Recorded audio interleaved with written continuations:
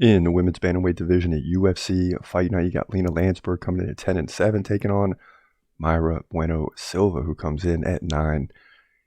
So let's get right into it. Lansberg has a 1-inch height advantage, 5'7" versus 5'6", but she has given up 1 inch in reach to Bueno Silva. Both fighters stand right-handed, so things are pretty even so far. Now, when you get into activity, significant strikes per minute, Silva 4.2 per minute, Lansberg 2.7, so she's got an advantage there.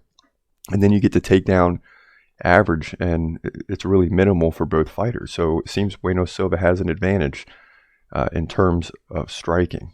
Now, Lansberg, 48% takedown defense. She's coming off 3 losses in a row to Carol Rosa, Pannie Kianzad, and Sarah McMahon, all by decision. She did have a win over Macy Chiasson before that, and Tanya Evinger, but 0-3 in her last 3 fights. Now, Bueno Silva is coming off back-to-back wins over Stephanie Ager and Wu Yanan.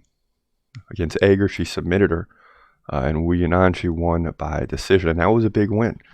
Before that, she suffered 2 losses in a row to Manon Fiora, who we found out now is a really good fighter, and Montana De La Rosa. So, you know, Bueno Silva, it's not too late for her.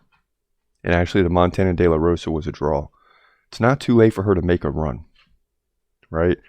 I mean, she's beginning to peak. She's 31, going on 32 years old.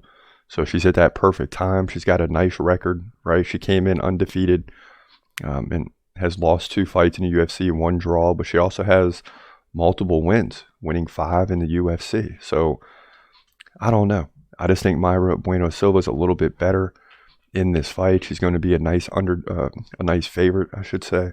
So we're going to lean with her. We've gone with enough underdogs on this card for whatever reason, but in this one, I like the favorite. So Silva wins likely by decision on significant strikes. It should be really simple. She'll move to 10-2 here in the women's bantamweight division at UFC Fight Night.